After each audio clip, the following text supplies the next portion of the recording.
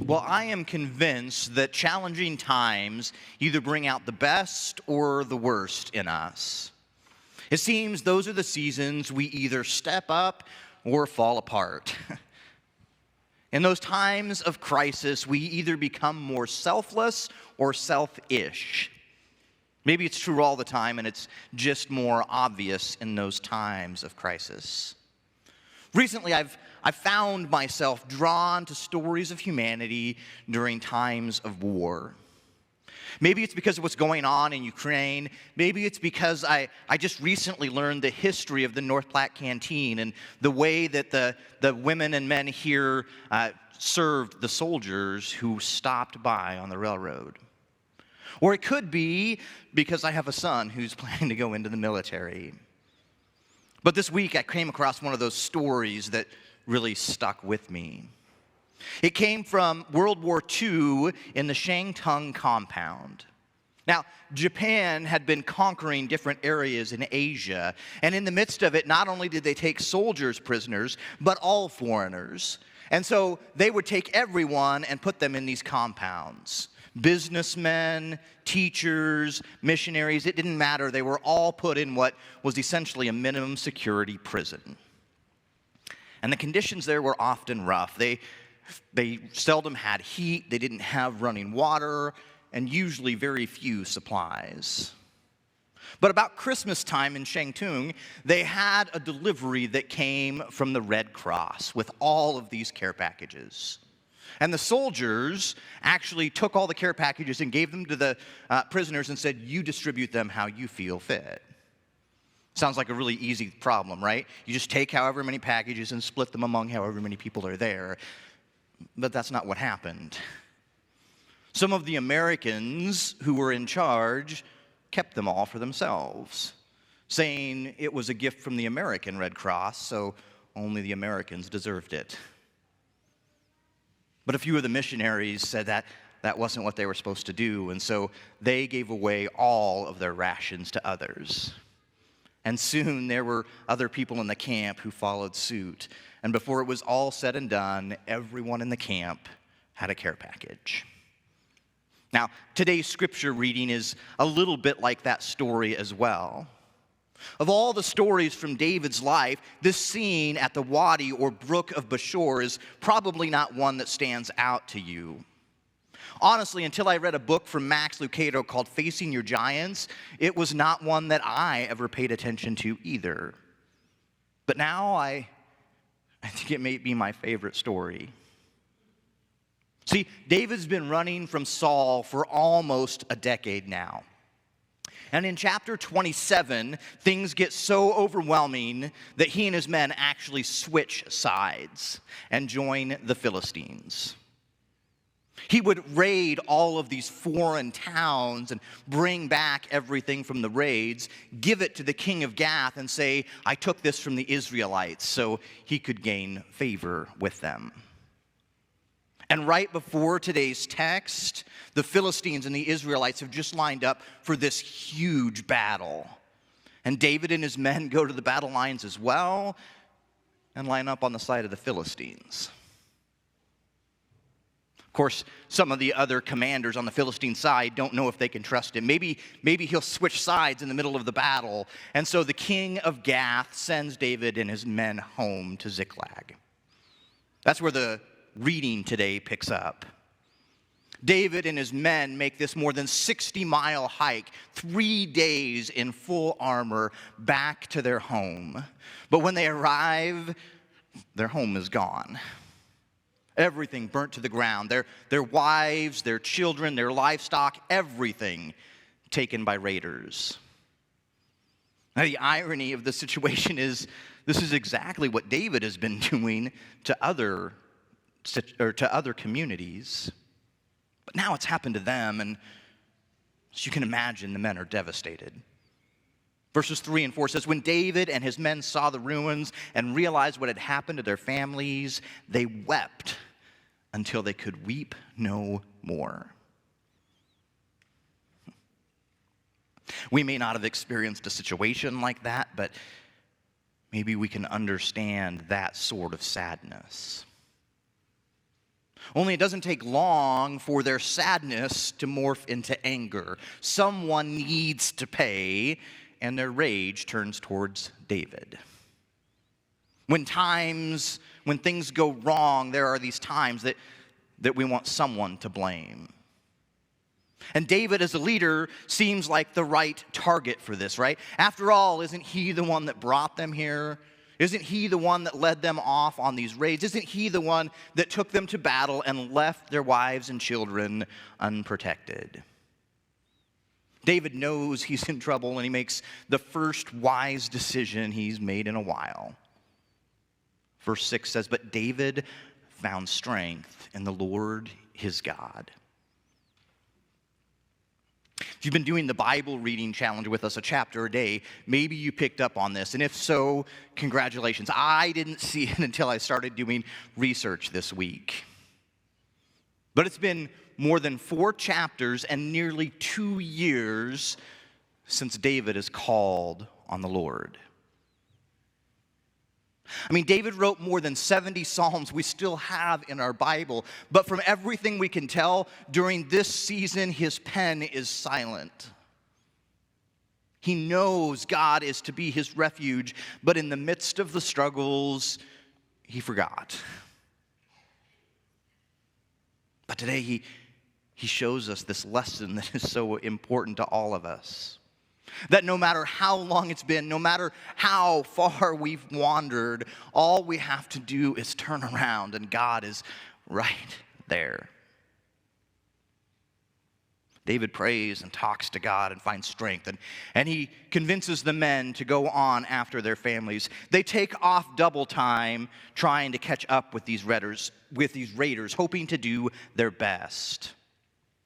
By the time they reach the brook of Beshor, some of them are just overwhelmed. I mean, remember, they marched 60 miles to war, 60 miles home to find everything devastated, and now they're taking off as fast as they can to catch up with their families. In verse 10 it says, "But 200 of the men were too exhausted to cross the brook. So David continued the pursuit with 400 men." Now that's where the reading we heard today ends, but in my opinion, the best of the story is still to come. See, the trail's gone cold. They're just hoping for a break. As they wander around the desert, just hoping to see some sign, all of a sudden they come across a man alone in the middle of the desert. He's sick and starving, and even though it seems illogical, they stop. David and his men give him food and water and help nurse him back to health. Turns out he was a slave of this raiding party and had been left behind. And after a little conversation, he makes a deal with them and leads them to the raiders. When the fighting is over, everyone is rescued. Verse 19 says, "Nothing was missing, small or great, son or daughter, nor anything that had been taken. David brought everything back." It's a huge victory. God has answered prayers. Everyone has been saved. To us, it's just a few verses in Scripture, but for those men and women who were there that day, this is one of those defining moments. I mean, pause for a minute and consider what it must have been like to be one of those captives. You feared for your life for days. You've endured what some of us may not even want to consider. And then your rescuers arrive. Thank goodness your family has come to save you. Only for 1/3 of the wives, their husband wasn't in the rescue party. Too exhausted to go save their family. Imagine the other side of it, though. Imagine being those men who stayed behind as David comes over the hill towards this brook with your wife and children. What must they be feeling in this moment? I can just almost picture it, the look on their wives' face, or their kids saying, "Daddy, why weren't you there?" I'm sure they were happy their family was safe, but I'm sure there was a little bit of shame in the midst of it as well. And the 400 men who continued on to save them, they were anything but compassionate. In verse 22, it says, they told David, they didn't go with us, so they can't have any of the plunder we recovered. Give them their wives and children and tell them to be gone.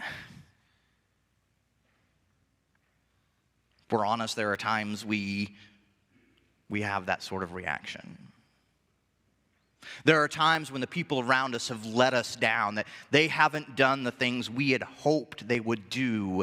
And in it, we feel angry and frustrated and sometimes push back on them. But see, here David did something unexpected. Something that seems so little, and yet it has been something that has impacted my faith over and over again. He looks to those doubters and he tells those men, those who stayed behind to guard the supplies deserve the same as those who led the rescue. It's noble, right? He tells them it's all about God's victory. Gracious, but not quite accurate. I mean, these men didn't stay behind because it was their mission. They stayed behind because it was their decision. And yet it opened my eyes to this idea of how we reach out to the people in our church and world today. I mean, at first I think I probably approached things so much like those 400 men did. Frustrated that they had to do the extra work, that they risked when others did not. I mean, how can you be so exhausted that you can't go save your family? Maybe I took it too literally. Let me reframe the idea a little bit. Have you ever been so exhausted, so overwhelmed that you feel like you just can't go on anymore? Like life has pulled you in so many directions, you can't do anything more, even if you know it's the right thing to do. Max Lucado writes, the church has a quorum of such folks. Good people, godly people. Only hours or years ago, they marched with deep resolve. But now fatigue consumes them. They're exhausted, so beat up and wore down that they can't summon the strength to save their own flesh and blood. If we're honest, there are probably seasons in all of our lives where we felt that way. Death or divorce, addiction or injury or illness. Maybe just a job that is so overwhelming, or a hurtful relationship that left scars that aren't yet healed. Sometimes the world can see those things we're struggling with, but so often they can't. We have times where we are emotionally and spiritually spent, when we can't go on even when we know we should.